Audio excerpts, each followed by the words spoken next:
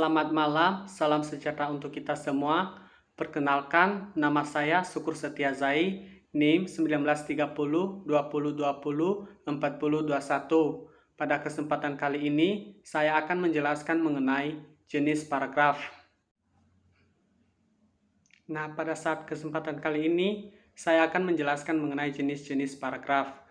Adapun beberapa jenis-jenis paragraf. Yang pertama, berdasarkan pola penalaran, berdasarkan gaya ekspresi atau pengungkapan, dan yang terakhir berdasarkan urutan. Yang pertama kita akan membahas mengenai berdasarkan pola penalaran. Yang pertama, paragraf deduktif. Paragraf deduktif adalah paragraf yang ide pokok atau gagasan utamanya terletak di awal paragraf dan diikuti oleh kalimat-kalimat penjelas untuk mendukung gagasan utama. Ide pokok atau gagasan utama berupa pernyataan umum yang dikemas dalam kalimat topik. Kalimat topik itu kemudian diikuti oleh kalimat-kalimat pengembang yang berfungsi memperjelas informasi yang ada dalam kalimat topiknya. Yang kedua, paragraf induktif. Paragraf induktif adalah paragraf yang kalimat topiknya terdapat pada bagian akhir.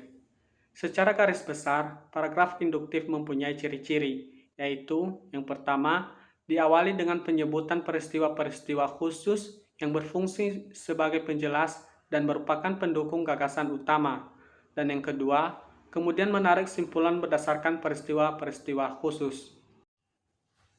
Yang ketiga, paragraf deduktif, induktif, atau campuran. Paragraf deduktif, induktif adalah paragraf yang kalimat topiknya terdapat pada bagian awal dan akhir paragraf. Paragraf dengan pola ini dimulai dari pernyataan yang bersifat umum, diikuti dengan pernyataan-pernyataan yang bersifat khusus sebagai penjelas, dan diakhiri dengan pernyataan umum lagi yang merupakan pengulangan gagasan utama. Yang keempat, paragraf ineratif. Paragraf ineratif adalah paragraf yang kalimat utamanya terletak di tengah-tengah paragraf.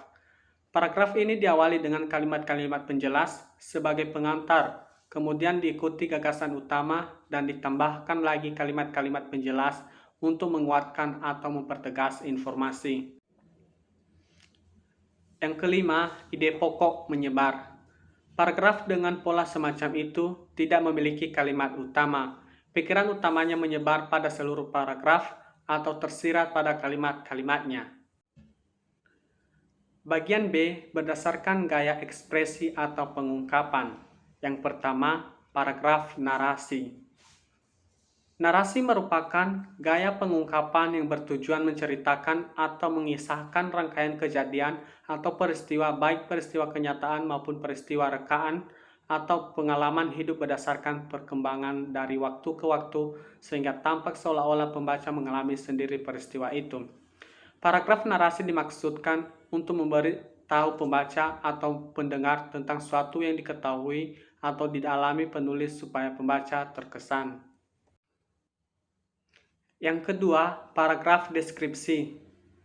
Paragraf deskripsi berisi gambaran mengenai suatu objek atau suatu keadaan sejelas-jelasnya dengan melibatkan kesan indera. Paragraf ini bertujuan untuk memberikan kesan atau impresi kepada pembaca terhadap objek, gagasan, tempat, peristiwa, dan semacamnya yang ingin disampaikan penulis. Paragraf deskripsi mempunyai beberapa pola pengembangan, yaitu yang pertama pola deskripsi spesial, yang kedua pola deskripsi sudut pandang, yang ketiga pola deskripsi pengamatan, dan yang terakhir pola deskripsi fokus. Yang ketiga, paragraf eksposisi. Paragraf eksposisi merupakan paragraf yang bertujuan untuk menginformasikan sesuatu sehingga memperluas pengetahuan pembaca. Paragraf eksposisi bersifat ilmiah atau non-fiksi. Adapun ciri-ciri paragraf eksposisi antara lain, yang pertama, berusaha menjelaskan sesuatu. Yang kedua, gaya tulisan bersifat informatif. Yang ketiga, fakta dipakai sebagai alat kontribusi. Yang keempat, fakta dipakai sebagai alat untuk mengkonkretkan informasi. Paragraf eksposisi dapat dikembangkan melalui klasifikasi, ilustrasi, perbandingan atau pertentangan, laporan, proses, atau definisi. Yang keempat, paragraf persuasif. Paragraf persuasi adalah paragraf yang berisi ajakan. Paragraf persuasi bertujuan untuk membujuk pembaca agar mau melakukan sesuatu sesuai dengan keinginan penulis. Agar tujuannya dapat tercapai, penulis harus mampu menyampaikan bukti dengan data dan fakta pendukung. Yang kelima, paragraf argumentasi.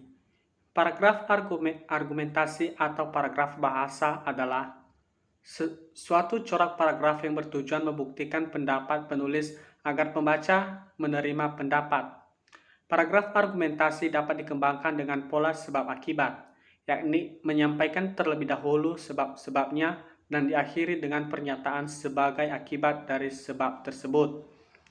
Dalam penggunaannya, pola sebab akibat dapat disajikan menjadi akibat sebab, yaitu menyampaikan terlebih dahulu akibatnya, kemudian dicari sebab-sebabnya. Kata penghubung antar kalimat yang dapat digunakan dalam paragraf ini antara lain, oleh karena itu, dengan demikian, oleh sebab itu. Dan yang terakhir, bagian C, berdasarkan urutan. Yang pertama, paragraf pembuka atau pengantar. Paragraf ini merupakan pembuka untuk sampai pada permasalahan yang dibicarakan. Dengan kata lain, paragraf pembuka itu mengantarkan pembaca pada pembicaraan. Ada beberapa fungsi paragraf pengantar, diantaranya itu, yang pertama, menunjukkan pokok persoalan yang mendasari masalah. Yang kedua, menarik minat pembaca dengan mengungkapkan latar belakang dan pentingnya pemecahan masalah. Yang ketiga, menyatakan tesis, yaitu ide sentral karangan yang akan dibahas. Dan yang terakhir, menyatakan pendirian, sebagai persiapan ke arah pendirian selengkapnya sampai dengan akhir karangan. Yang kedua, paragraf isi. Paragraf isi merupakan inti dari sebuah karangan yang terletak di antara paragraf pembuka dan paragraf penutup. Di dalam paragraf isi, inilah inti pokok pikiran penulis dikemukakan. Jumlah paragraf isi sangat bergantung pada luas sempitnya cakupan informasi yang ingin disampaikan. Yang terpenting adalah ketuntasan pembahasan pokok pikiran yang dikemukakan. Dalam paragraf isi ini, ada paragraf yang merupakan pengembang dari pokok pikiran. Paragraf pengembang ini berfungsi yang pertama, menguraikan, mendeskripsikan, membandingkan, menghubungkan, menjelaskan, atau menerangkan pokok pikiran. Yang kedua, menolak atau mendukung konsep yang berupa alasan, argumentasi, contoh, fakta, atau rincian. Sementara itu, paragraf peralihan merupakan paragraf penghubung yang terletak di antara dua paragraf utama. Paragraf yang relatif pendek ini berfungsi untuk memudahkan pikiran pembaca beralih ke gagasan lain. Yang terakhir yaitu paragraf penutup. Paragraf penutup merupakan simpulan dari pokok-pokok pikiran dalam paragraf isi.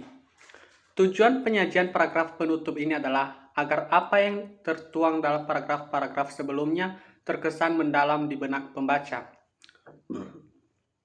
Secara umum, fungsi paragraf penutup dapat disimpulkan sebagai berikut. Yang pertama, paragraf penutup menunjukkan bahwa karangan sudah selesai. Yang kedua, paragraf ini mengingatkan kembali kepada pembaca akan pentingnya pokok pembahasan. Yang ketiga, paragraf ini berupaya untuk memuaskan pembaca untuk mendapatkan pandangan baru. Dan yang terakhir, paragraf ini menyajikan simpulan.